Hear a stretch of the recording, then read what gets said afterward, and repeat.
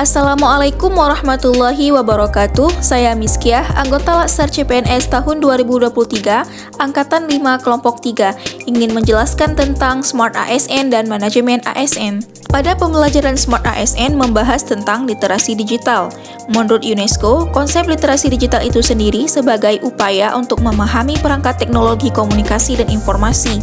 Dalam hal ini berupa literasi TIK, yang mengarah fokus pada kemampuan teknis yang sifatnya untuk mengembangkan pelayanan publik berbasis digital. Pemerintah akan mewujudkan Indonesia Digital Nation yang bermartabat, berkeadilan dan berdaya saing, di mana semua aspek baik dari pemerintahan, masyarakat, dan ekonomi akan dibuat secara digital. Kemudian, ada 4 kerangka kurikulum literasi digital yang harus kita miliki.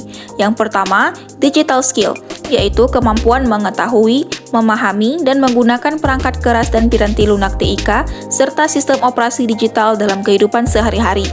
Yang kedua, digital culture, yaitu kemampuan membaca, menguraikan, membiasakan, memeriksa, dan membangun wawasan kebangsaan, nilai Pancasila dan Bhinneka Tunggal Ika dalam keseharian dan digitalisasi kebudayaan melalui pemanfaatan TIK. Dan yang ketiga, digital ethics, yaitu kemampuan menyadari, mencontohkan, menyesuaikan diri, merasionalkan, mempertimbangkan, dan mengembangkan tata kelola etika digital atau netiquette dalam kehidupan sehari-hari. Dan yang keempat yaitu digital safety, yaitu kemampuan mengenali, mempolakan, menerapkan, menganalisis, menimbang, dan meningkatkan kesadaran perlindungan data pribadi dan keamanan digital dalam kehidupan sehari-hari. Manajemen ASN adalah pengelolaan ASN untuk menghasilkan pegawai ASN yang profesional, memiliki nilai dasar, etika profesi, bebas dari intervensi politik, dan bersih dari praktik KKN. Kedudukan ASN berdasarkan Undang-Undang Nomor 5 Tahun 2014, PNS atau pegawai negeri sipil merupakan warga negara Indonesia yang memenuhi syarat tertentu, diangkat sebagai pegawai ASN secara tetap oleh pejabat pembina kepegawaian untuk menduduki jabatan pemerintahan dan memiliki nomor induk pegawai secara nasional. Sedangkan untuk PPPK atau pegawai pemerintahan dengan perjanjian kerja yaitu warga negara Indonesia yang memenuhi syarat tertentu yang diangkat berdasarkan perjanjian kerja untuk jangka waktu tertentu dalam rangka melaksanakan tugas pemerintahan sesuai dengan kebutuhan instansi pemerintah dan ketentuan perundang-undangan. Fungsi dan tugas ASN yaitu pelaksana kebijakan publik, pelayan publik, perekat dan pemersatu bangsa.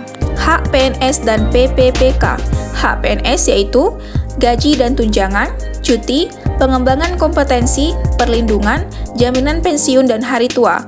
Sedangkan hak PPPK yaitu gaji dan tunjangan, cuti, pengembangan kompetensi dan perlindungan.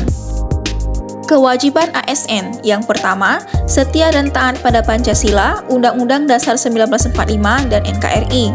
Yang kedua, menjaga persatuan dan kesatuan bangsa. Yang ketiga, melaksanakan kebijakan yang dirumuskan pejabat pemerintah yang berwenang. Yang keempat, menaati ketentuan peraturan perundang-undangan. Yang kelima, melaksanakan tugas kedinasan dengan penuh pengabdian, kejujuran, kesadaran, dan tanggung jawab.